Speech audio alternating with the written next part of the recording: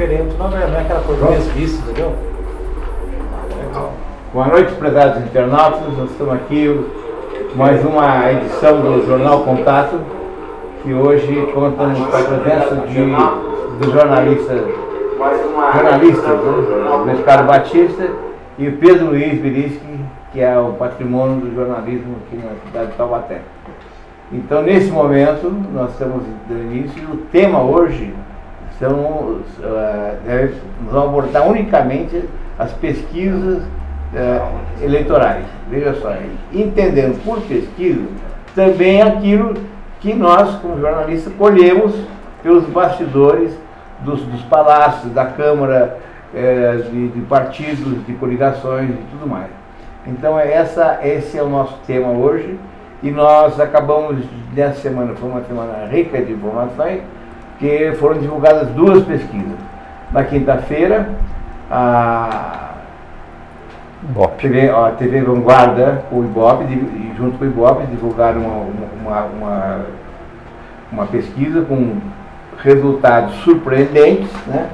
Para alguns nem tanto, não sei se está dando para ver, e o resultado que dá uma situação extremamente vantajosa para o Ortiz Júnior, né? E um crescimento, um salto olímpico aqui do Isaac do Carmo, do petista Isaac do Carmo. As grandes surpresas é o não crescimento, né, e até uma redução da participação do Padre Afonso e do Antônio Mário. E no domingo nós tivemos a veiculação da pesquisa realizada pelo Instituto Mind com o jornal Vale, né? Dá uns números, alguma diferença significativa até em relação ao Isaac, principalmente, mas de qualquer forma na liderança da pesquisa o Júnior Ortiz ele se mantém com uma margem bastante confortável. Então essa foi só a abertura, porque todos esses números e opiniões vão ser debatidos aqui agora. Vamos começar aqui com o nosso, primeira vez que aparece no nosso estúdio, Pedro Luiz. Pedro Luiz, o que esses números dizem para você? Boa noite para você, Paulo, Tebão, Luiz, internauta, amigo, um grande abraço. Bom, eu acho que a pesquisa ela é um tanto quanto complicada, né? Historicamente a pesquisa ela é complicada aí nas eleições. Eu acho que, da mesma forma como ela é complicada no sentido de você entender a pesquisa, né? Porque os números, às vezes, eles são apresentados de uma forma direta, né? De uma forma objetiva. Aquele que está na frente, aquele que está próximo, aquele que está bem abaixo ali da sua própria expectativa. Mas aí existe dentro desse meio, né, existem detalhes que às vezes não aparecem e são fundamentais, porque eles acabam aparecendo nas pesquisas seguintes.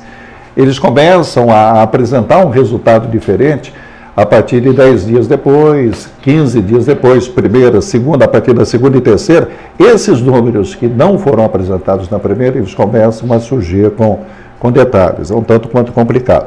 Mas eu acho, Paulo, que principalmente serve para dar norte, né? Ela serve para notear realmente uma situação. A situação que houve no início de uma campanha e como é que ela está se desenvolvendo. Eu acho que isso é bastante exemplificado aqui na cidade, aqui na nossa casa, como se diz, aqui na cidade de Taubaté. Isso está servindo como exemplo. Não é a mesma pesquisa da primeira, essa foi a terceira, e você vê que ela mudou principalmente em fundamentos importantes que a gente vai discutir aqui nesse espaço. Luiz, você concorda com o Pedro?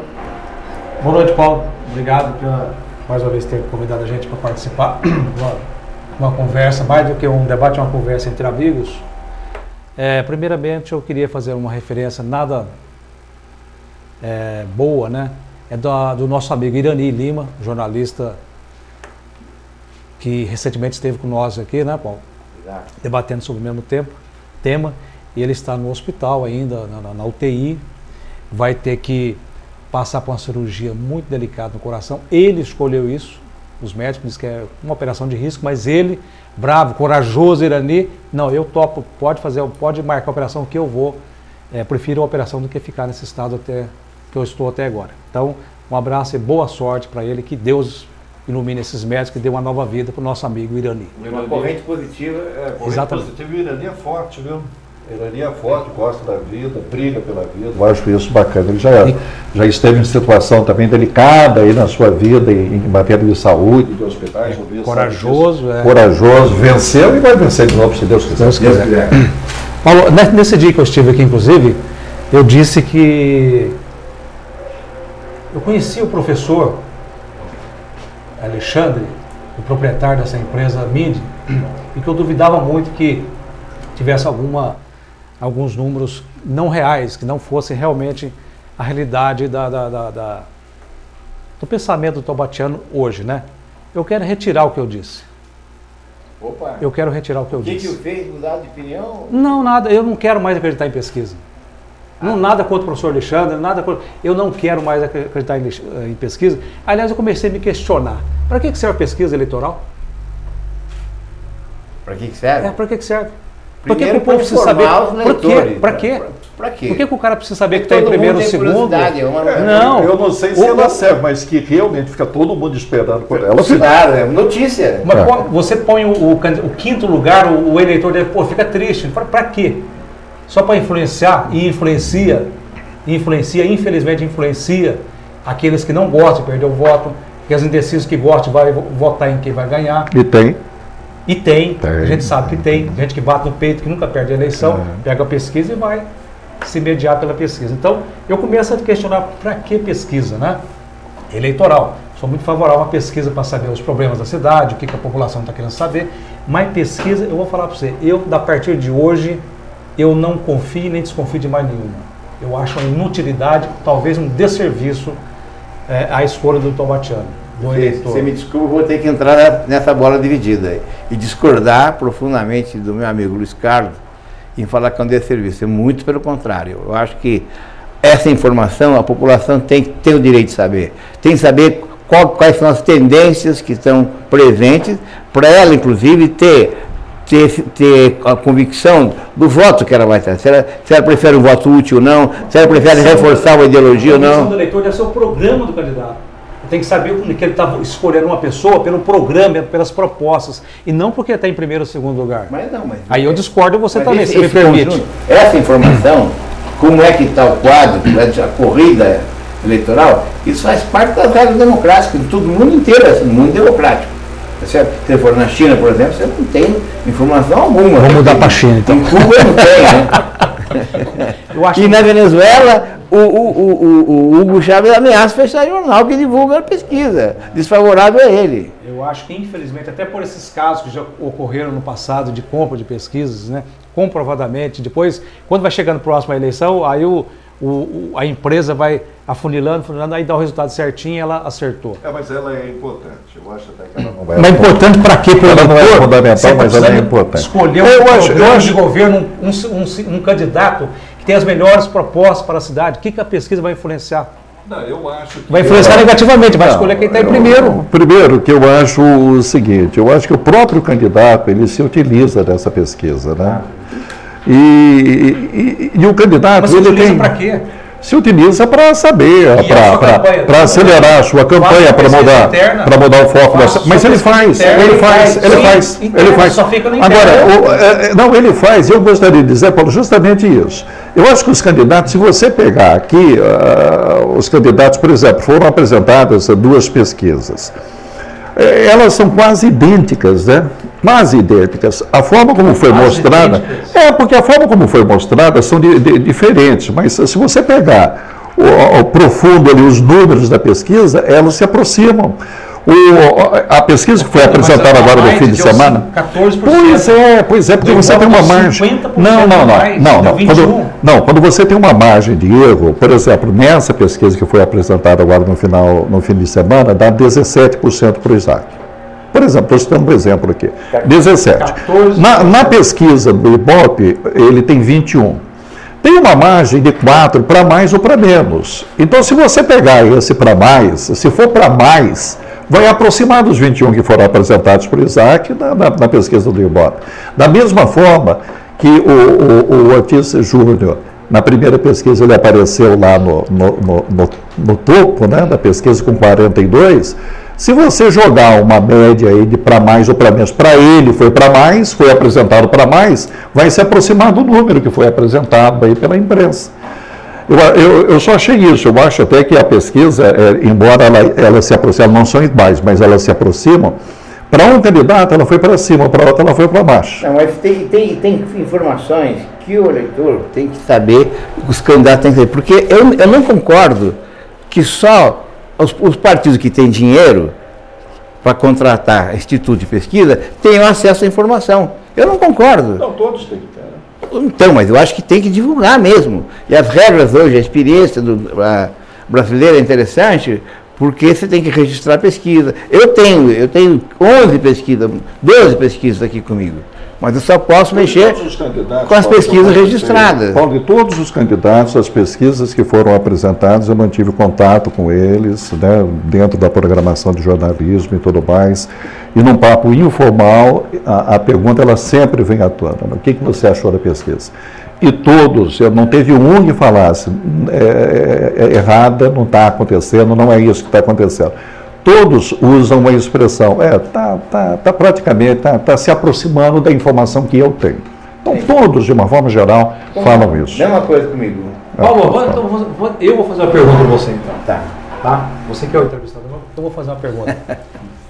Como é que você explica que no Ibope, que terminou a pesquisa no dia 19, dá 7% a mais para o Isaac, e a da Maide, que foi no dia seguinte, dá 7% a menos?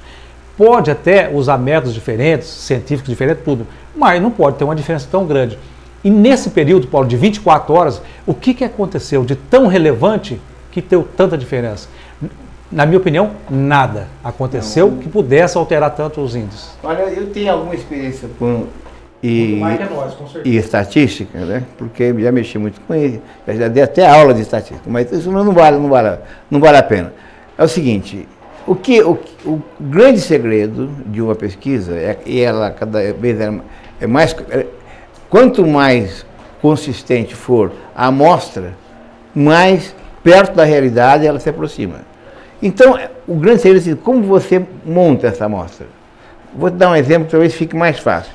Se você fosse fazer uma pesquisa para vereador, precisaria ser uma amostra tão grande, que o preço seria tão caro que ninguém faz, por essas simples razões. No mínimo 10 vezes. Porque você não tem. Então você tem hoje essas pesquisas que estão aí, e evidentemente, cada um com suas metodologias, tem algumas regras básicas em geral, mas você tem o foco ali de cada instituto desse, que é o segredo dele, onde ele vende o peixe dele, é fazer uma amostra consistente e que lhe dê credibilidade futura. Porque nenhum instituto vai botar seu nome a risco, né, a sua credibilidade, em função de uma pesquisa como essa em Taubaté. Eu não acredito. Então, e aí você vê que essas pequenas diferenças, eu concordo com o Pedro nesse sentido, as diferenças elas são pequenas, porque no grosso, o que interessa a pesquisa é a tendência. E essa tendência, ela mostra, por exemplo, a Mind, ela fez a primeira pesquisa que eu tenho dela aqui, foi em janeiro desse ano. Em janeiro desse ano. Sabe quanto tinha o Isaac no dia 27 de janeiro? 2,8%. 2,8%. Então, daí ele salta para 10,8%, 14,5%. Quer dizer, ou seja, ela reflete uma tendência, e essa tendência ela é comprovada pelo Ibope, ela é comprovada por outras pesquisas, que, ou seja, o Isaac, a partir do momento que ele ficou conhecido, ele cresceu, né? E, segundo momento, como entra o ex-presidente Lula na campanha dele, ele dá um salto, e um baita salto. É isso que vale. Você não pode se pegar no detalhe do número, que o número oscila. E quando você introduz, além da pesquisa quantitativa, que é essa daqui, você introduz a pesquisa qualitativa, que está na praça. Eles estão fazendo essa pesquisa para pegar um pouco o espírito do eleitor. Não é o número do eleitor, mas quais são as críticas e os elogios, e o que o eleitor está pensando, o eleitor comum, estratificado por classe social, por escolaridade, por onde mora, e é isso que os partidos fazem. E eu acho que se os partidos têm essa informação, o cidadão tem direito a ter essa informação. Essa é a minha opinião. Posso lançar uma aqui? Vamos lá. Nesse momento, então, a pergunta que não quer calar. Para os três aqui. O Isaac, representa ou não representa uma ameaça por Ortiz Júnior nesse momento? Quem que vai começar? Pedro, Luiz Carlos Batista. Não, eu acho que não representa, não. Eu acho que não. Mais do que... Eu gostaria de vivenciar um segundo turno. Falei isso da outra vez aqui, porque é uma coisa nova, né? Mas talvez não tenha, entendeu? Se tiver, eu acho que o Júnior tem tudo para ganhar do mesmo jeito. Eu acho que a tendência é ganhar. Principalmente pós-debate TV Câmara, né? Em que houve um desentendimento entre o Aricária e o vereador Mário Ortiz. Foi tão forte o desentendimento, está na mídia já. Hoje, na rádio difusora, os dois falaram sobre o problema. O Aricária falou palavras fortes contra o Mário Ortiz, que inviabiliza qualquer acordo no segundo turno. Eu não acredito mais num acordo desses dois no segundo turno. Então fica difícil para qualquer um que for para o segundo turno, e hoje, né, o Isaac é o provável adversário do Júnior no provável segundo turno, mas se for também, na minha opinião, o Júnior vai acabar ganhando, e mais para frente até gostaria até de falar sobre isso, sobre a campanha do Júnior, né, que para mim vai ter uma antes e depois do Júnior. As campanhas daqui para frente é antes e depois do Júnior. Eu acho que ele criou um padrão de campanha que nas próximas eleições, o candidato que não tiver esse padrão vai tender ao fracasso. Como é que você classificaria esse padrão, Júnior, de pesquisa? Como o que assim, é esse padrão? Não, esse padrão é muito bem feito, é coisa bem feita, personagens bem falantes, bom de voz, tomadas até de avião, até de helicóptero, né? O homem está andando até de helicóptero, vendo a cidade, apontando todas as áreas. É uma coisa que está sendo muito bem elogiada. Segundo quem viu a campanha em São Paulo, do Haddad, a do Júnior está mais bonita, está mais bem consistente. É uma campanha de capital. Né? Exatamente, a campanha de capital. Pedro, e aí você? Dê um assunto. O Júnior ameaça para o... Não, eu acho que é uma ameaça, sim. Eu acho que o Isaac, ele ameaça principalmente que o Júnior não vença no primeiro turno. Eu acho que a aparição do Lula na campanha foi fundamental para o PT, né? Eu acho que ganhou força com o Lula. E esse crescimento do Isaac faz com que o Mário, e fez com que o Mário e o padre Afonso, eles também mudassem o foco da campanha, né? O Mário começou a ser um tanto quanto mais, não vou dizer agressivo, porque não faz o estilo, inclusive, do Mário. Até estranhei toda a confusão que houve no Mário, porque o candidato ele não tem esse estilo, né? O estilo de agressividade, de polêmica, de xingar, de chamar para briga, como se diz na gíria, não tem, né? Sim. Agora, esse crescimento, e também do padre Afonso, né? O padre Afonso também mudou, né? O seu foco, começou a chamar mais pessoas à sua campanha, pessoas que influenciam dentro de classe, votos, pedindo voto para o padre Afonso, quer dizer, ele não estava também... E agora ele entrou pesado com os pastores. Com os pastores, exatamente. Então ele foi buscar esse apoio. Por quê? Porque o Ortiz Júnior está com esse apoio desde o início da campanha, né? Ele carrega a bandeira do governo do Estado. O governo do Estado aparece forte nas propostas para a cidade de Taubaté. Ele se refere, eu acredito que nas propostas, mais de 60% daquilo que ele propõe para Taubaté depende de um apoio do governo do Estado. O Isaac, que também estava lá embaixo, apareceu o Lula com propostas também de apoio do governo federal, quer dizer, pouco o Ortiz, vamos dizer que pouco pode fazer, mas eu prefiro dizer que ele vai ter realmente complicações em administrar a cidade se não houver o apoio do governo do Estado, porque foram tantas as propostas em cima do governo do Estado atender Taubaté, e da mesma forma o governo federal. Tá? E deixando, podemos assim dizer, na mão mesmo de uma forma, porque não tem o apoio do Estado, não tem o apoio do governo federal, politicamente falando. Eu acredito que tanto o padre Afonso como o Mário Ortiz, eles teriam que ter total apoio dos governos, porque o governo ele não existe para governar para o seu partido, o governo existe para governar para o município, para o povo, então independe isso daí. Só que na hora da eleição, na hora da promessa, na hora da proposta, vamos trocar promessa por proposta, é forte, né? Quando você aparece o governo do Estado dizendo vamos fazer, o governo federal dizendo vamos fazer, acaba pesando, né? Eu acredito até que a consolidação, o aumento aí do Isaac tenha sido até em virtude disso. Só um adendo aí. Hoje um petista me ligou à tarde reclamando porque o PSDB está apelando agora. Diz que vem aí o Alckmin, dia não sei que dia aí, vai anunciar o AME, o dinheiro para o HU. Eu falei, mas vocês só falam no governo federal todo dia. Cada um usa aquilo que tem. Infelizmente, essa política é assim, mas não tem. O ministro da Saúde teve aí. Então, cada um hoje faz parte da peça de propaganda do Isaac. Então, do Alexandre Padilha. Agora, vamos ouvir a opinião do Paulo de Tarso. O Isaac, representa ou não uma ameaça? Eu vou dizer o seguinte, aquilo que eu gostaria que fosse e aquilo que os números apontam para onde vai. Eu acho que o melhor para Taubaté seria a realização do segundo turno. Também acho. Do ponto de vista educativo, do ponto de vista para o pessoal viver essa experiência concretamente, seria muito positivo se houvesse um segundo turno, não importa o resultado, não importa quem ganha, não importa nada. Até para consolidar as propostas. Exatamente. Porque no segundo turno você vai consolidar as propostas. Os dois candidatos que estiverem brigando, eles vão consolidar. É praticamente colocar no papel e assinar embaixo. Vai ser mano a mano, né? Isso é muito bom para a cidade. Esse mano a mano do que é o segundo turno, que ele permite isso, é muito educativo.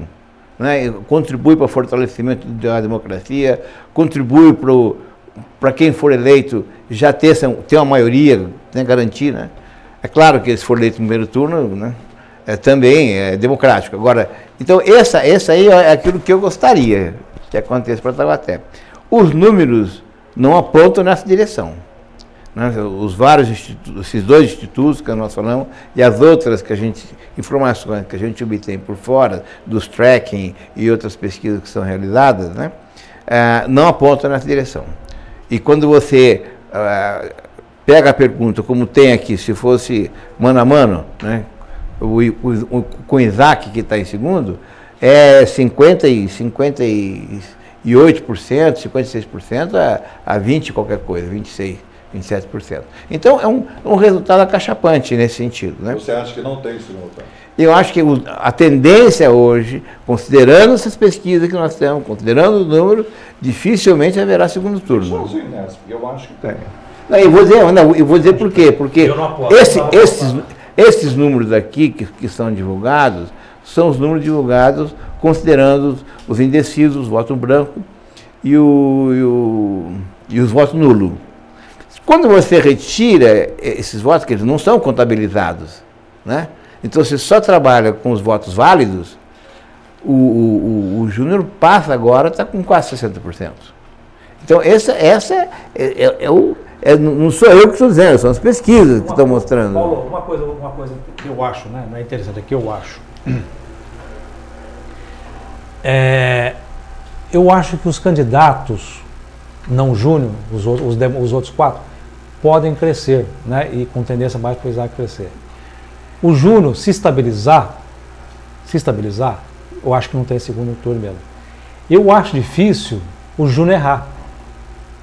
Você entendeu? Um erro da parte dele levaria para o segundo turno fatalmente. Mas a campanha dele está tão afinadinha que eu não vejo que ele possa errar. A não ser que aconteça uma coisa extraordinária, né? Ele está bem preparado. Exatamente, preparado. Como falaram que saiu uma matéria no Fantástico sobre a fundação, sobre a FDE. Não saiu. Estão esperando agora para o próximo domingo uma matéria, mas que não envolve o Júnior, que só o Ortiz, que envolve o ex-prefeito Ortiz. Também não se sabe se é verdade ou se é só boato. Mas Luiz, você, o Pedro também sabe disso. A boataria que tem nesse período é um negócio brutal. Grande. Agora, recentemente, você sabe disso, o Ortiz, o velho, né, o Bernardo Ortiz, o ex-prefeito, ele se afastou da FDE, provavelmente para entrar na campanha, mas alegou problema de saúde. Essas coisas que se faz normalmente, né? Pronto, a informação que chegou aqui, dizendo que já tinha sido exonerado da FDE. Chegou na Câmara. Essa boataria é uma coisa terrível, né? Então, eles vão plantar fantástico. Não sei parece muito. Então, mas eu pesquisei quando apareceu um secretariado no site do sindicato. É uma prova. Eu pesquisei no sobre site, sim, não está no a partir do site do e-mail do sindicato, dizendo do secretariado e tal. Mas boatos. Temos aqui manifestação dos nossos internautas. O Nogueira Timão está perguntando: os votos do prefeito Roberto Peixoto podem mudar o rumo das eleições? Eu gostei do Timão. Olha, não duvido não, hein? Eu não duvido não. Eu acho. Ele está com 85% de rejeição, ainda tem 15% que ainda... São votos.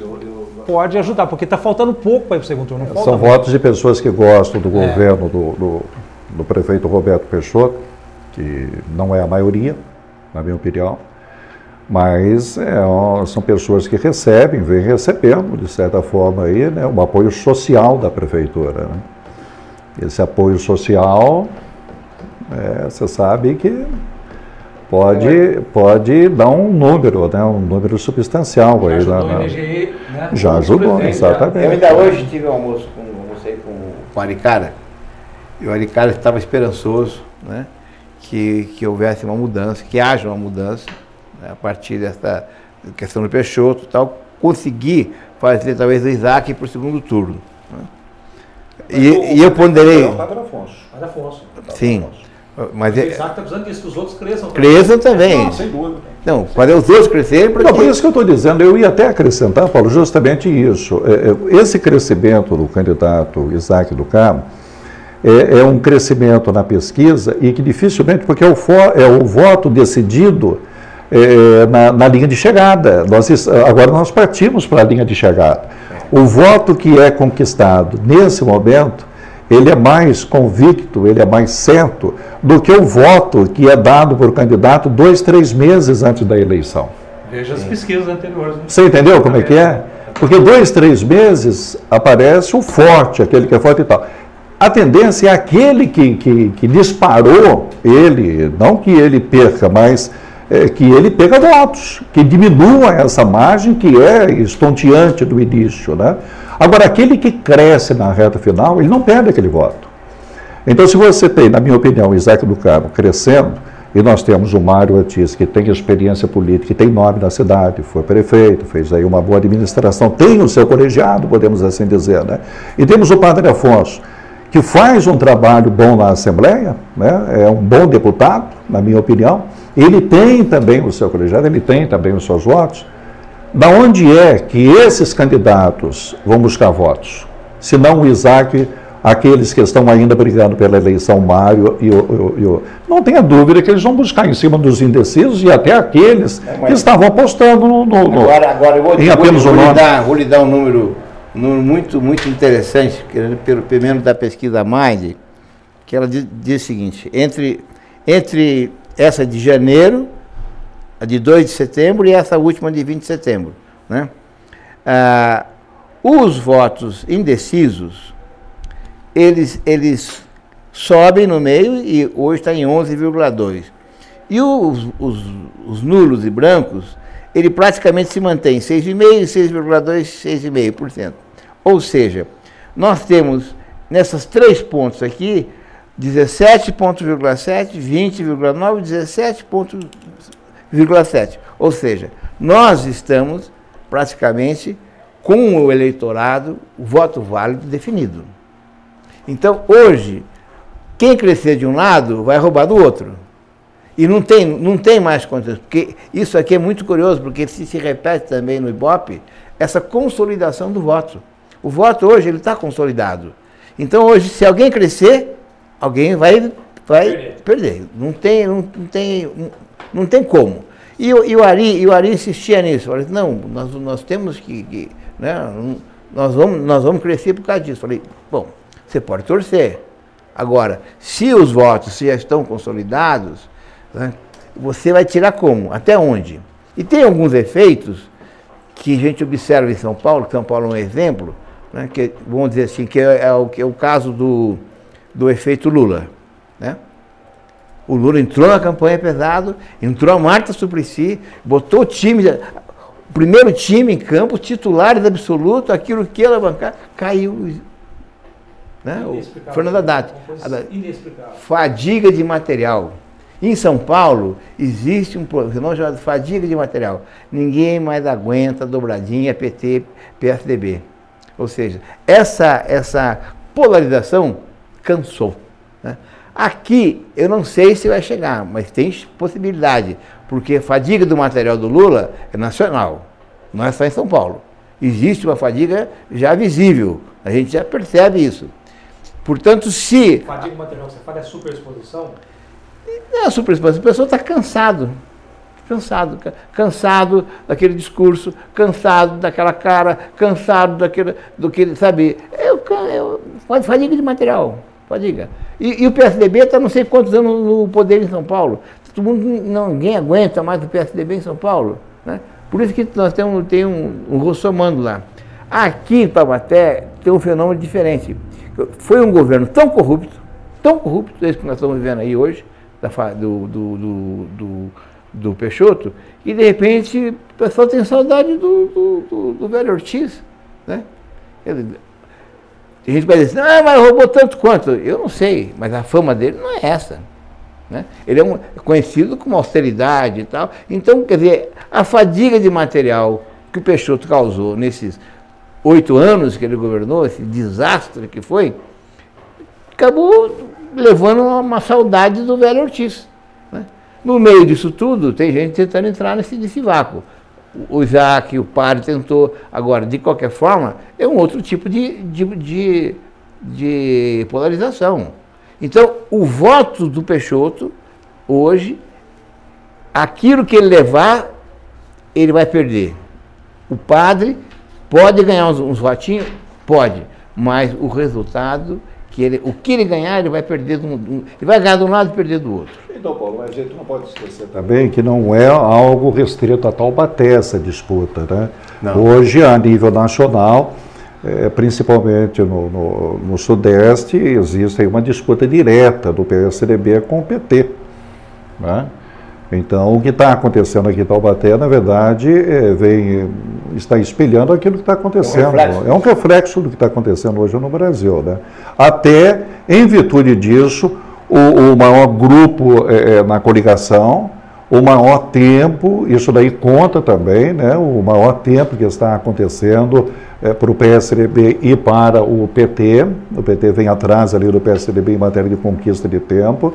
E isso é fundamental, tanto é que é fundamental que a busca até por partidos e por lideranças que não estavam se entendendo, procuraram se entender a troco do horário de mídia.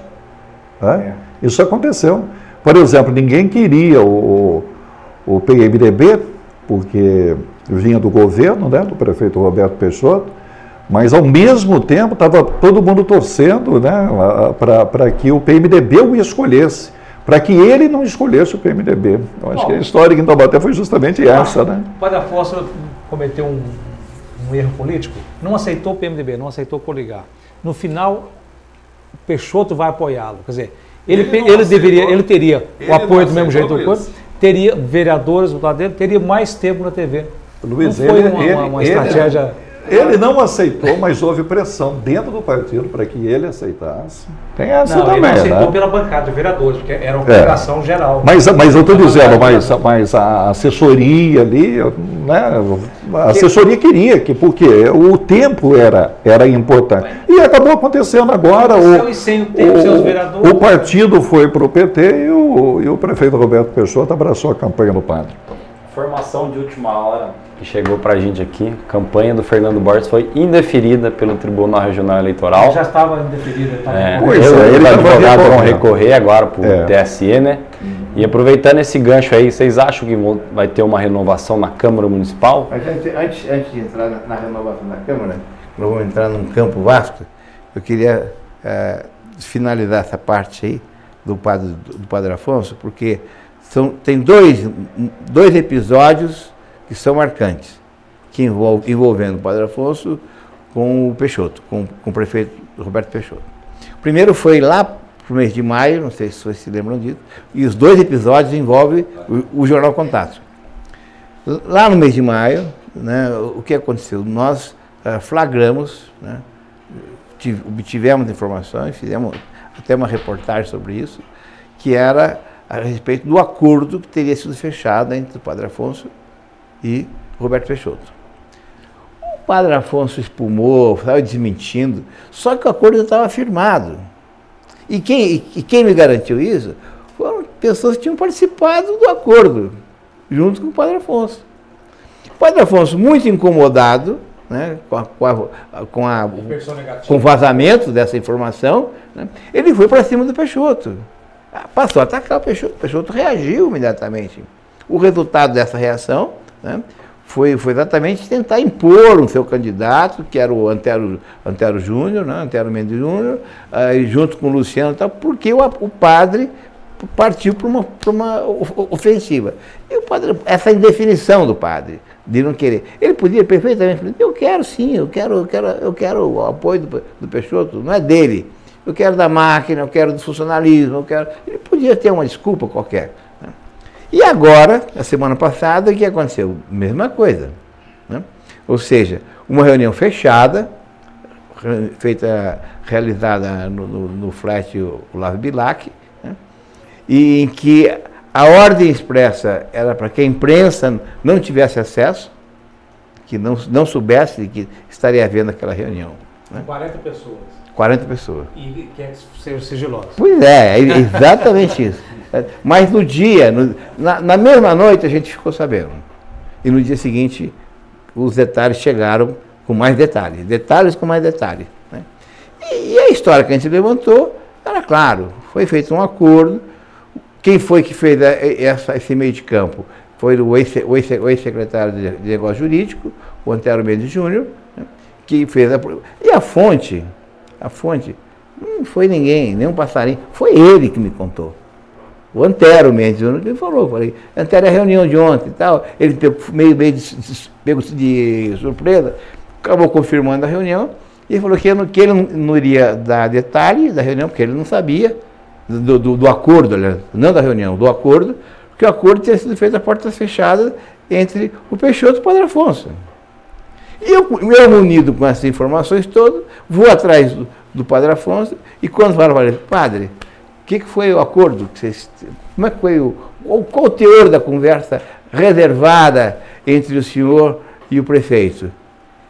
Você publica o que você quiser, não sei das quantas. Eu falei, padre, pensa bem, né? Daí a pouco ele voltou, já cabeça um pouco mais fria. Bom, falou que ia se reunir com o grupo dele e tal, e veio com uma versão que é da carochinha, né? Que ele estava não sei aonde, o Antero ligou para ele, e que tinha uma reunião que para decidir o acordo do funcionalismo, a campanha dele, que ele quer o apoio do funcionalismo, ele foi para a reunião. Né? Aí é tão ingênuo, quer dizer, a pergunta é a seguinte, quem do funcionalismo estava lá, né? Aí ele citou Pedro Henrique, um monte claro, só cara de confiança, né? Eu falei, mas o senhor queria apoio do funcionalismo ou dos funcionários de confiança, dos assessores do Peixoto? Entendeu? Então, quer dizer, esse quadro, essa realidade, esses dois momentos, né, que a gente acompanhou muito de perto, revela uma insegurança do padre. Ele devia definir, a aliança minha é por aqui. E ele está com um partidinho, a coligação dele tem quantos partidos daí? Ele e PR, só isso, né?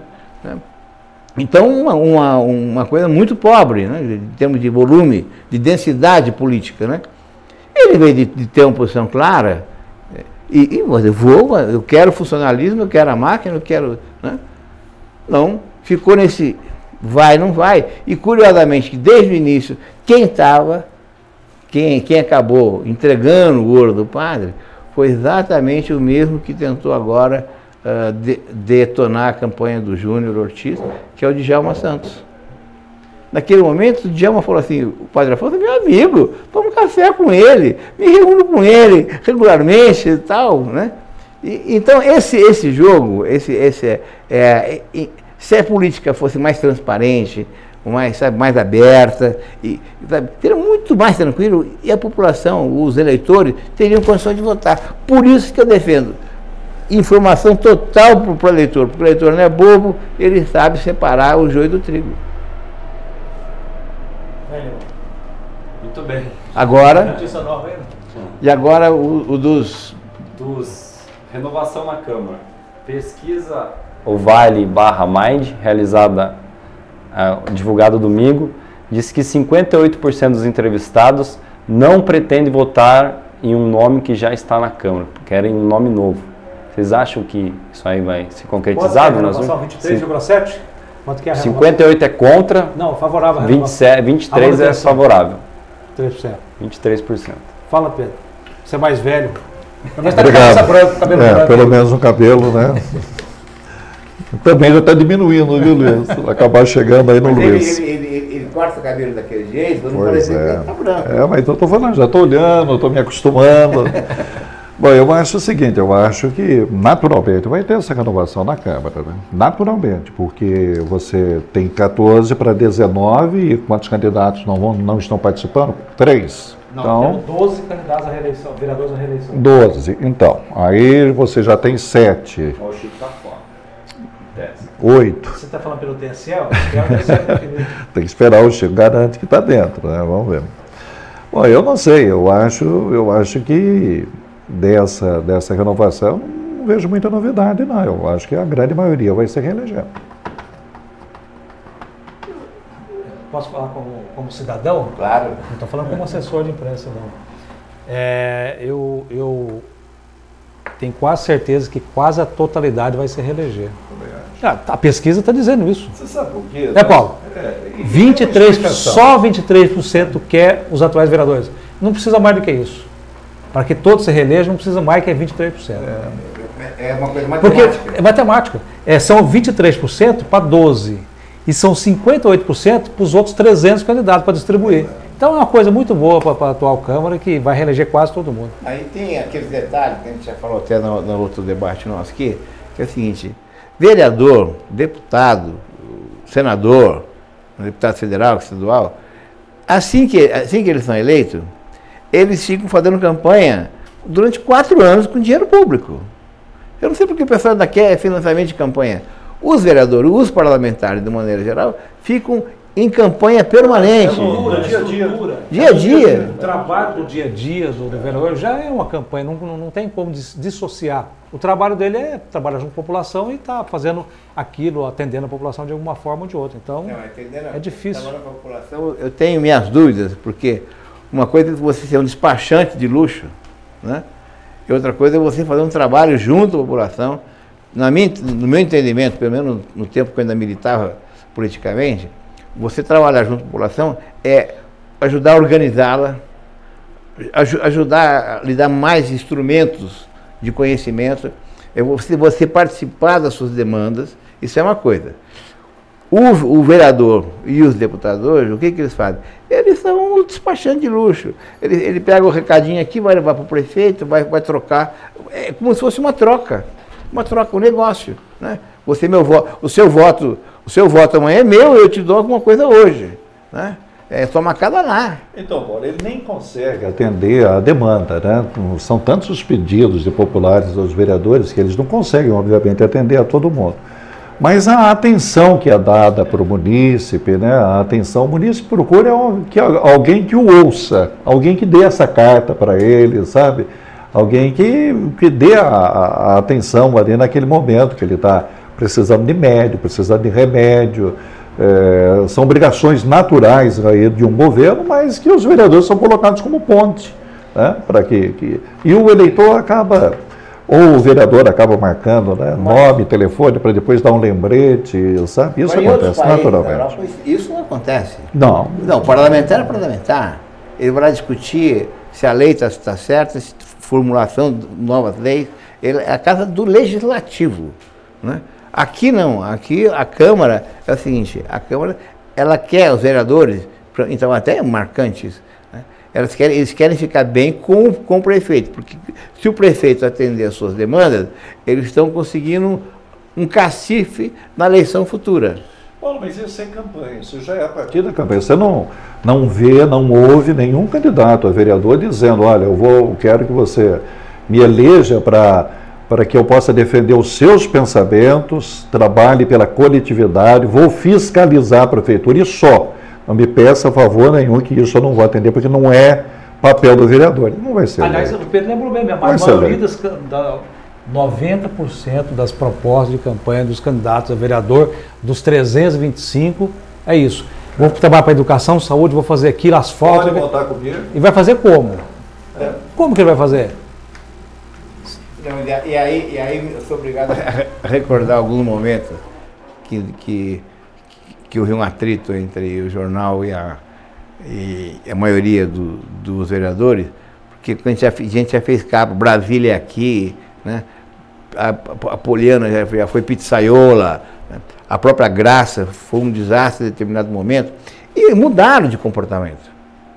Quer dizer, ou seja, eu tenho a certeza que essa pressão ela é muito positiva, porque quando o vereador percebe que ele está sendo fiscalizado, a imprensa tem um papel fundamental em cima disso. Mas é uma pressão válida de pessoas politizadas, né, Paulo? De pessoas que já atingiram outro nível, que sabem que realmente o papel do vereador não é fazer assistencialismo, que isso é proibido, inclusive, por lei. Né? Então, essas pessoas atingiram. Mas, infelizmente, eu acredito que é a minoria, viu? A grande maioria ainda ela é obrigada a votar, ela se sente obrigada a votar, e ela acaba trocando o seu voto. É obrigada a votar, senão ela paga multa. Ela acaba trocando o seu voto, não por não vendendo, se não trocando, né, por algum produto, ela troca pela atenção, ela troca pelo carinho e tudo mais. Estou pedindo para o Limão mudar de assunto, que vocês estão pegando muito perto dos meus vereadores. Vamos lá.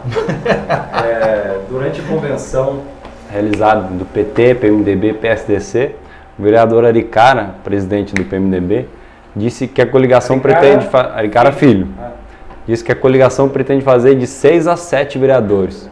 Hoje o PMDB tem 4, e alguém acredita que esse discurso seja feito para agradar os petistas, ou de fato existe a possibilidade da coligação PT-PMDB fazer 7? Eu acho que é para agradar. Com toda sinceridade.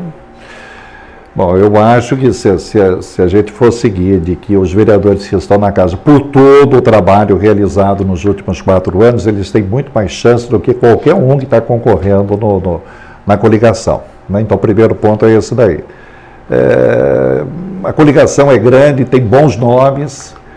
Eu não sei, eu acho que no máximo mais 2 cadeiras. O Jornal Vale publicou uma matéria no domingo da perspectiva de cada partido, né, de cada coligação fazer vereador. Então, fora o PSD, que o PSD não quis dar opinião em termos de quantidade, foram 23 vereadores. Quer dizer, mais uns 2 ou 3 PSD dá 26, está sobrando aí uma meia dúzia pelo menos, né? E isso é normal, o Limão. O líder tem que ser otimista, tem que incentivar as pessoas. Mas o PMDB, o PMDB que vai fazer maior bancada vai. E a projeção deles é no mínimo 5, 6 vereadores. No máximo 6. No máximo, uma média de 6, né? 6. Seria a reeleição dos 4 atuais e mais 2 que dividiria do PT. Agora, aliás, o Paulo tem até alguns nomes aí, diz que andou sabendo das pesquisas informais, né? A estrutura dessas coligações reforça essa opinião de uma vitória do Júnior no primeiro turno. Né? Por exemplo, os aliados do Júnior, que estão coligados no voto majoritário, ou seja, para prefeito, né? Existem 4 coligações. Né? Dessas quatro coligações, ele sai com uma vantagem, uma capacidade muito grande de puxadora de voto. A projeção minha, pessoal, é que ele faz no mínimo 10 vereadores. Pois é. Que é a maioria. Porque é impressionante, você pega... É proporcional ao mais ou menos isso, é verdade. Você pega nessa coligação, por exemplo, do PSDB com o PRP, na área proporcional, tem 4 nomes praticamente fechados ali, que dá para ser eleito. Quando você pega o DEM, o PSC, o PRB, o PRTB, tem mais 3 nomes, inclusive com uma... Nessa primeira parte aqui tem um nome forte, que é o Diego Fonseca, que aparece. Caçou o Peixoto, né? Ele é suplente do Carlos Peixoto e votou pela cassação do Roberto Peixoto. Votou pela cassação. Nós temos no outro... Você falou nós de temos... Diego forte, eu citaria 3 nomes mais fortes que ele, na minha opinião. Não estou dizendo que ele é o mais forte. Eu tenho os nomes mais fortes. É o nome. É um dos nomes. Um dos nomes e é novo. O Billy Lee, que é também. O Billy Lee, Digão, o Anônimo e tal. E no outro, nós temos o Pastor Nunes, que também é novo. Que parece que ele vem aí... PSB, PP, PRB, né? É DEM, PSC, PRB, PRTB. PSC, PRTB, junto com a vereadora Maria Tereza, exatamente. Quando você pega o outro bloco, também, porque são blocos de apoio, que são coligados lá em cima com o Júnior, né? Ou seja... Candidato a prefeito. Candidato a prefeito, que puxando voto, inclusive, para o próprio prefeito, né? Você tem aqui o PSB, o PP e o PTB. Olha, nós temos aqui praticamente 2 nomes novos. Previsão, 3 vereadores. Aqui, no mínimo 3. No mínimo 3, exatamente. No mínimo 3. Aqui. É muito forte. Aqui nós temos, então, 4, 3.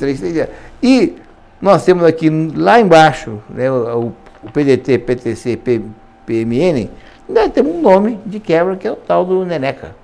Né, que dizem, são nomes que estão na praça. Ou seja, se, de repente, na linha em que o Luiz Carlos falou, praticamente nós temos 10 a 11 nomes, no mínimo 10, nessa coligação que é capitaneada pelos tucanos. Minha opinião, no mínimo é um 10. resultado forte.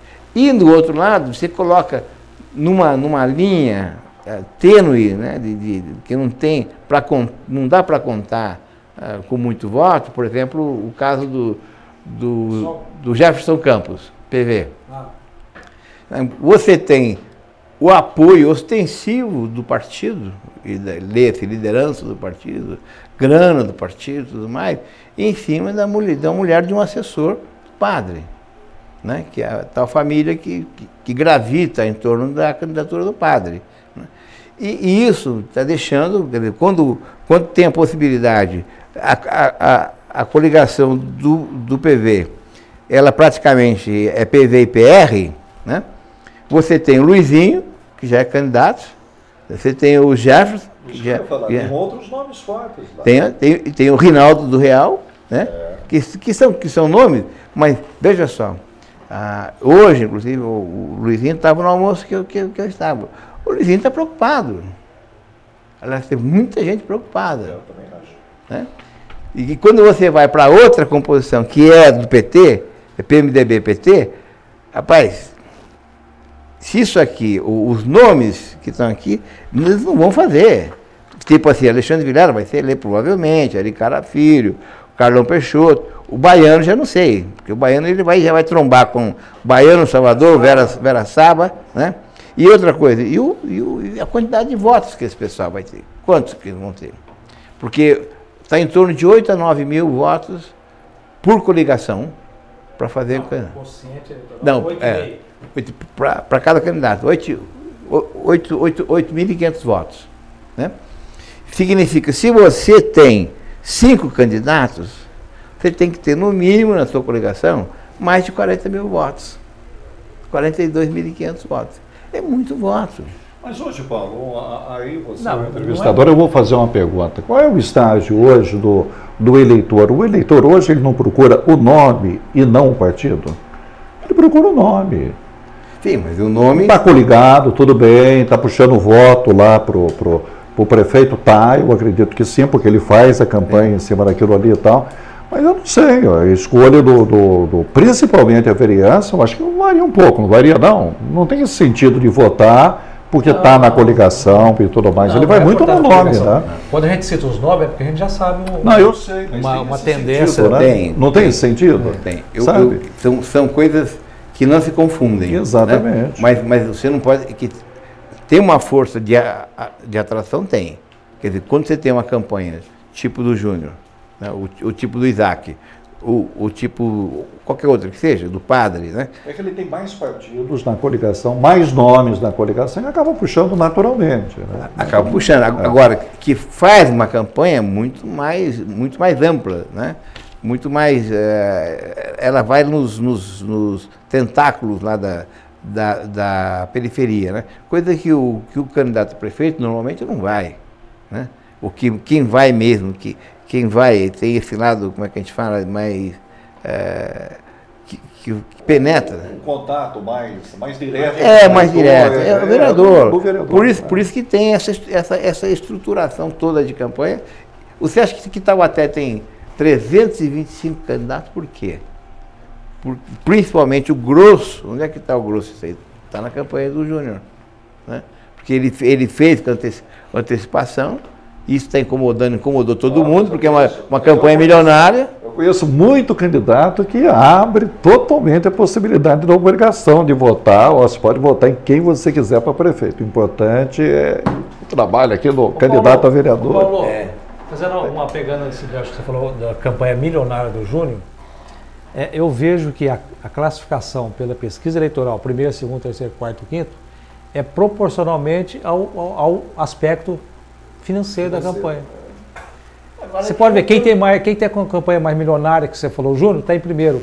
Quem tem menos está em último. É proporcional. Eu não sei qual que é mais milionário, que é do Júnior ou do Isaac. Para mim, as duas. Paulo. Nossa, quem que é o marqueteiro do Isaac? É o mesmo do Fernando Haddad, de São Paulo. É o mesmo Fernando Haddad. Quem é do Júnior? Hã? Do Júnior nem sei, não sei quem é do Júnior. Eu sei que o Pimentel está ali por trás, mas não é ele o marqueteiro. O marqueteiro é de fora, primeira linha, né? Vamos lá. Manifestação da nossa internauta aqui, Raquel Camargo. Um abraço, Raquel, muito obrigado pela participação. Ela pergunta: seria bom para a cidade que a maioria dos vereadores se reeleja? E agora eu já vou emendar uma pergunta, né? Esses vereadores que já estão aí há pelo menos mais de um mandato, pelo menos 2, eles já estão acostumados a um jogo de toma cá dá lá na política, toma lá da cá. O próximo prefeito vai conseguir se desfazer desse jogo? Raquel, um ponto interessante, né? Tá certo, Raquel. Eu acho que não, viu, Raquel? Eu particularmente também, a minha opinião, eu gosto muito da renovação. Eu gosto muito do novo. Sabe, porque, como se diz na gíria, você só sabe o gosto da maçã se você morder a maçã. Não tem? Bonita todas são, né? Apetitosas, né? Vamos falar aqui do fruto, mas de repente está podre. É podre, né? E como saber se você não testa? Agora, se você sabe que é podre, não vote. Eu acho que tem essa característica também, né? De forma geral, Raquel, aqueles que acompanham a política, que acompanham os noticiários, têm a sua formação de opinião, têm a sua opinião formada, aliás, eu tenho certeza que vai para o novo. Eu acho que renovação por renovação não tem muito sentido. Eu acho que a experiência, por que não? Porque numa parte experiente, uma parte nova. Né? Você falar que vão entrar 70% de novos vereadores e que vai mudar a política, o jeito de fazer política, é acreditar em Papai Noel, porque eu estou 35 anos, no bom sentido. É o mesmo sistema, é o mesmo jeito Luiz, de trabalhar. mas indo no bom sentido, tá? A gente procura sempre o lado positivo da coisa, não vamos nem para o lado negativo, não vamos para podridão, vamos para o lado positivo. Dentro desse lado positivo, eu não gosto do discurso do vereador de que ele tem que estar afinado com o prefeito, porque senão ele não consegue fazer o trabalho dele, vereador. Os novos que vão entrar vão mudar. Nós tivemos novos que entraram e mudaram. Conseguiram ser resistentes. Eu não vou falar nome. Não vou falar nome porque nós estamos aí em campanha. Fala o nome. Mas aquele que acompanha sabe que tem aquele que joga duro mesmo. O nome que você falar, perdeu 2 eleições seguidas. Não. O nome que mais lembrado, perdeu 2 eleições seguidas. Agora, eu acho aqueles que foram resistentes a tudo o que aconteceu aí, né? Eu tenho que aguardar mais um mandato, por quê? Porque eu quero saber que, se mudando o prefeito, mudando a liderança lá na prefeitura, se o posicionamento dele vai ser o mesmo, que tem que ser. Você entendeu como é que é? Tem que ser. Tem que continuar fiscalizando, tem que continuar sendo duro, mas será que vai ser? Não sei. Então eu sou mais radical nessa parte. Eu acho que carreira de político não está com nada. Certo? O cara ficar 5, 3, 4, 5 mandatos lá não está com nada. Devia ter. O cara foi candidato, foi eleito, tem prazo de validade. 1 ou 2 mandatos, tchau e benção, recolha-se. Vai ganhar a sua vida no seu trabalho. Mas se ele consegue uma reeleição, não significa um bom trabalho apresentado, Paulo? Não, mas que seja, mas eu acho que essa renovação, ela tem que estar dentro de uma reforma política que reduza isso. Que não permite. Então, agora, uma reforma política que infelizmente não vai acontecer, porque são os beneficiários dessa legislação que está aí hoje, é que teriam que mudar a lei, que poderiam prejudicá-los, né? Quer dizer, aquilo que seria você introduzir o Brasil, os municípios, os estados, num processo de modernização e de renovação permanente, esse pessoal não interessa. Veja quantos deputados, senadores... Quantos mandatos você acha que seria o correto? Olha, 2 mandatos no máximo, e digo mais, para executivo, eu acho que é um só.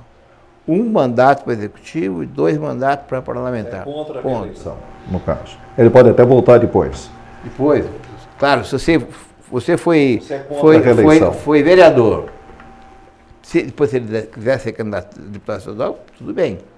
Depois se quiser para deputado federal, tudo bem, isso é uma coisa. Agora, evitaria o uso da máquina, né, Paulo? A reeleição em si, no seu respectivo cargo, como tem gente que se vangloria, eu estou há 25, não sei quantos mandatos, tem um... Normalmente o segundo mandato não é tão bom quanto o primeiro, né? Pois é, e agora imagine vereador, né? Se você pegar a história agora, bem recente, desses 8 anos do Peixoto, foi um horror. A relação do Peixoto com a Câmara foi a pior que já teve, que eu conheço aqui na história de Taubaté, né?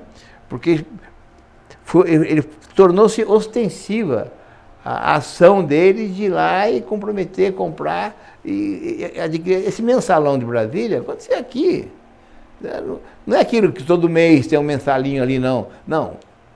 Cada projeto, cada aprovação tinha o seu preço. A gente sabe disso, né? Então é uma coisa lamentável. Quem sabe disso, Paulo? Eu sei. Não existe prova, Eu sei. Né?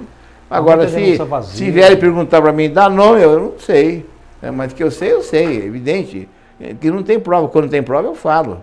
E mesmo com prova não dá certo, às vezes. O caso desse shopping aí, não foi um escândalo a doação de área para esse novo shopping? Né? O que a Câmara fez? Fingiu que não viu. Né?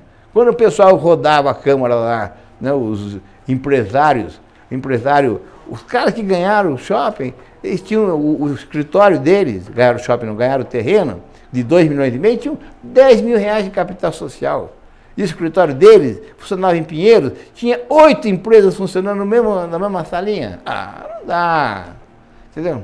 Então, eu quero saber o seguinte, se alguém me perguntar assim, o que você faria? O que eu teria vontade de fazer? Se eu fosse eleito, se fosse um prefeito, e botava uma auditoria não só em cima da empresa, mas em cima da Câmara, para ver qual é que foi esse processo espúrio que levou a esse processo de doação. Irmão, mude de assunto, irmão. Tem uma manifestação internauta aqui, continuando na Câmara. O Carlos Garcia, ele pergunta, com a maioria PT e PMDB na Câmara, as coisas não tendem a continuar na mesma, visto quem influencia a coligação euricária? Não, PT e PMDB não faz maioria. PT e PMDB não faz maioria. A maioria são 10 vereadores. Estão com projeção de fazer não, 7, 6. Sim, mas não é maioria. Maioria é 10. Maioria é 10. Ele não vai conseguir a maioria. E é histórico também que o prefeito sempre faz uma composição da maioria. Você veja bem, há uma previsão do Júnior eleger pelo menos 10, já é maioria. Então não é difícil ter 2/3, desde que tenha um bom diálogo com a Câmara, que atenda a Câmara, atenda os pedidos dos vereadores, né? Então eu acho que não é difícil, não. A Câmara pedidos dos vereadores não existe para ser contra o Executivo. Exatamente. Não é verdade, Paulo? Ela não existe para ser contra, tem que acabar com essa imagem. Ela Aliás, ela é existe. responsável também pela Ela existe para ser administração. realmente soberana no sentido de fiscalizar o executivo, independente de quem esteja lá.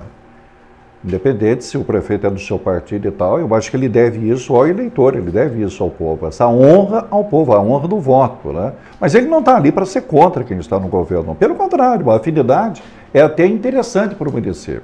Se ele tiver realmente um bom relacionamento com o executivo, consiga realmente convencer, né, boas ações do executivo, acho isso interessante. Agora, veja só, é preferível que tenha uma maioria que garanta a governabilidade no voto, das urnas, direto, né? Porque você conseguiu a governabilidade por baixo do pano, comprando votos com mensalinho, não. Então, se sair um partido, um prefeito, que já no resultado do processo eleitoral, ele já obtiver um número suficiente que lhe dê governabilidade, eu digo para você o seguinte, olha, o prefeito vai começar a governar direito, porque ele já vai ter um custo zero de Câmara. Porque quando ele começa a montar a governabilidade dele e tem que adquirir uma maioria, a fatura começa a crescer. E quem paga somos nós, né? Limão. Vamos lá, agora vamos entrar na reta final aí do debate, para os finalmente. Deixar uma última pergunta aqui, mas antes, manifestação do Fernando Borges pela internet, ele está se sentindo prejudicado, que ele está falando que a minha fala foi cortada pelo Paulo, no momento que eu disse que ele tem um recurso ainda a ser feito para o TSE em Brasília, ele vai recorrer e ele ainda está sob júdice a campanha dele. Vamos lá, tá bom, Fernando? Ele está falando que é documentação errada, né? Eu ouvi falar, até não conversei com o Fernando, não foi ele que me disse, mas eu ouvi falar porque ele não teria votado na eleição de 2010 e não justificou. Não. Não foi esse o caso. Então é outro caso. É outro caso. Foi um erro de secretaria do partido. Houve um documento junto à Justiça Eleitoral, como exige a lei, numa reserva de nomes para serem candidatos, compor a chapa, né, de vereança. E essa composição foi, me parece, se eu estiver enganado, o número de 29. Só que teria que haver uma confirmação desta lista com 20. E não houve a confirmação. Aí ficou uma de 29.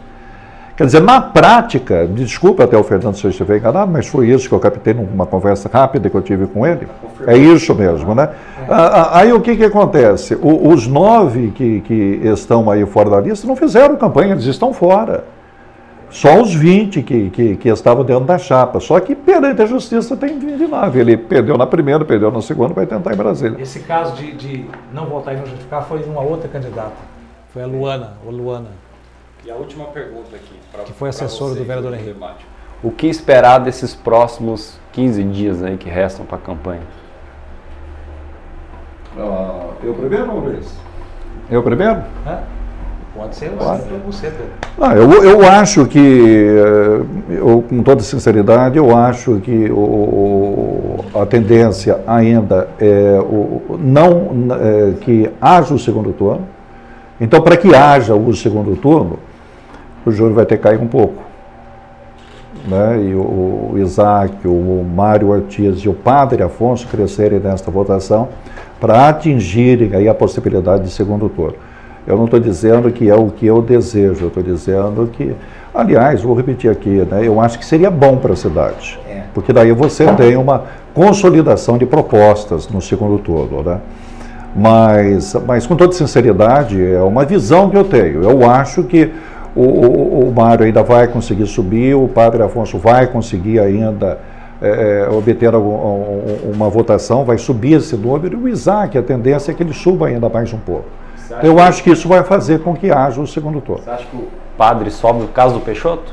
Não entendi. Você acha que o padre vai subir por causa do Peixoto? Acho que vai sim, porque tem muito voto ali de pessoas comprometidas ali com o muito obrigado durante um bom tempo que foram aí vistos pela prefeitura, né? Assistidos até, podemos dizer, pela prefeitura.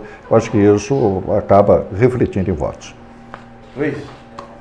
Eu acho que vai ter muito boato, a central de boatos vai agilizar agora, né? Afiar a língua. Devem surgir muito papelzinho ainda, mas eu não estou acreditando que isso vá alterar isso por si só vai alterar esse percentual. Discordo um pouco do Paulo, embora os números é difícil, né? É difícil de emitir o número, a numeração e a pesquisa, as pesquisas que ele apontou. Eu acho que ainda tem um número de indecisos ainda que pode levar essa questão, essa eleição para o segundo turno. E acho que esses candidatos, os três que o Pedro falou, é que vão se beneficiar desses indecisos ainda, porque que é, Limão? Indeciso aí, não Indeciso. sabe. Eu acho que, então, 10%. isso aqui por si só, isso aqui garante o segundo turno, tá certo? Se você dividir em 5 partes iguais, dá uma parte para o Júlio, aí vai ter segundo turno. Então eu acho que ainda pode ter segundo turno por causa desses indecisos, mas não porque a boataria, os papeizinhos, os e-mails anônimos vai interferir. Eu acho que não interfere mais. Essa Antigamente interferia, viu? Interferia. Hoje, Nossa, hoje os veículos muito forte, né? A internet. Da mesma forma como esse crescimento da mídia prejudica, ao mesmo tempo ela corrige. Imediatamente ela corrige, né? Hoje você é alvo de uma denúncia, em um minuto depois você já está justificando, quer dizer. E o caso mais emblemático que foi a grande vítima desses papeizinhos foi o Aricara em 1972, né? 72. Papelzinho. Não tem como se defender. Na época não, né? Hoje a coisa é muito tudo online. Vou falar um pouquinho sobre isso porque é um assunto que é apaixonante, que esses 15 dias, né? Na verdade não são 15 dias, são 12 dias, né? Tem esse do próximo domingo, no outro já é eleição. E na sexta já começa a proibir a veiculação de propaganda, enfim, né? Nós temos 10 dias úteis de campanha, na verdade é isso, até as eleições do dia 7. Então é o seguinte, na minha opinião, os adversários dos tucanos, do Júnior e companhia, gastaram uma artilharia, empregaram uma artilharia pesada em momentos equivocados. Eu acho que é isso. E com pistas que havia o equívoco. E eu falo isso com muita segurança, porque a história do FDE, que era considerado uma bomba, nós já tínhamos ido lá atrás, nós tínhamos investigado, nós tínhamos visto que não era daquele jeito, né? Quer dizer, que gastaram antes da hora. Soltaram. E aí, eles foi requentada e voltaram com uma energia que não tinha. Virou um traque de novo. Aliás, a outra matéria anterior, foi até o nosso repórter de Limão aqui, que fez a matéria, inclusive, que a gente falou que era o estalinho do PT. O que eles fizeram foi a bancada do petista da Assembleia Legislativa, que fez uma representação contra a FDE, né? Quando você lê a representação, é tudo coisa da gestão anterior do Bernardo. Acusavam de ter montado um grupo de empresas que queria ganhar. Se montou aquilo, é fora da administração, não é dentro da administração. Depois do resultado, as empresas perderam, né? Então, quer dizer, eles deram um tiro. E o preço também, né? O preço, enfim, uma série de equívocos, e que depois, na requentada, mesmo sabendo que já estava esclarecido o problema, eles insistiram. E aí ficou a emenda pior, muito pior que o soneto. Como é que você vai explicar depois que a mochila paga nas administrações petistas foram mais caras que a FDE pagou, que a queima de livros, não tinha um único livro. Trouxeram as provas para mim aqui, eu fui ver, cadê livro? Tinha apostila antiga, né? Que tem que eliminar aquilo, porque o volume de coisa velha, de papel usado, porque era uma apostila que você escreve, né? Você não usa, né? Depois. Então é o seguinte, eles erraram, perderam o timing, né? Perderam o timing. E houve tempo suficiente do Júnior já. E vocês acham que o Júnior Vocês saiu como vítima nessa artilharia? Ele é acho vítima, que- eu acho que não teve o efeito que estava esperando. teve Foi efeito. vítima, não teve efeito, não atingiu. Efeito. Não chegou a ser vítima, não. Foi um tiro na água, mano. Deu um furo na água. Então, o resultado Estão disso anunciando tudo, ontem aqui, daqui a pouco vai surgir uma bomba. e o resultado disso tudo, quer dizer, Você foi, o que, que Todo foi? dia, né? Todo dia. Né? Todo esse trabalho foi feito através de quem? Uma aliança, naquele momento, do Padre Afonso, do Partido Verde, com o PT, na Assembleia Legislativa. Né? Era troca de figurinha, né? Se armando para dar um tiro, que não tinha força que tinha, parecia bola de sabão, sabe assim? Que nem barulho fez, né? Acabou, né? Não teve nada. Então é o seguinte, nesses 15 dias, para mim não vai acontecer mais nada. Se eu acreditasse que pudesse haver mudança, eu teria que, só se fosse um pai de santo que me contasse, né? Também não. Então assim, não vai ter mudança, o quadro já está praticamente dado. Eu tenho uma única coisa, meu desejo, minha vontade, minha fé, é que vá para o segundo turno, né? Contrariando a numerologia das estatísticas, porque seria muito mais saudável para a vida política de Taubaté, para o futuro de Taubaté, que a gente vivenciasse esse segundo turno. E aí, pelo menos, na mídia é tempo igual, né? Tempo igual para todo mundo, não tem... Não. Então, aí muda. É a reclamação de sempre, né? Então, meus amigos, é o seguinte, olha, eu agradeço a presença aqui do nosso querido Luiz Carlos, do nosso querido Pedro Luiz aqui. Eu acho que, provavelmente, na próxima semana, a gente talvez repita a dose, porque vamos ver como é que foi a repercussão desse debate.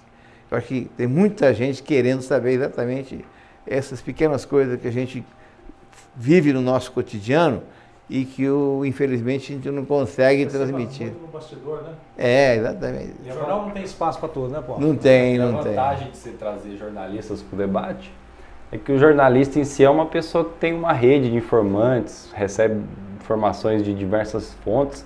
Isso aí enriquece demais o debate. Né? Até em matéria de reação do eleitor, né?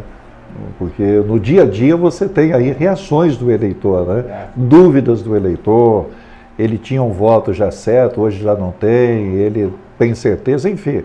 É interessante o contato que a gente tem com a população. E aproveitando suas considerações finais. Bom, prazer estar aqui, Paulo. Sabe que eu gosto muito de você, gosto do seu trabalho, né? Tenho uma admiração aí pelo trabalho do Libão também. E um prazer estar aqui com o Luiz. Eu também, um prazer, mais uma vez, com o meu velho amigo Pedro Luiz aqui. Mas o teu cabelo está igual dele? Tá quase, viu? Eu estou dando uma olhadinha ali, Quase. estou me acostumando. Estou me acostumando, vou chegar lá. Para alegria da imensa maioria de taubatianos, faltam menos de 100 dias para o governo Peixoto acabar. Muito obrigado a todos. Obrigado a todos. E até a semana que vem.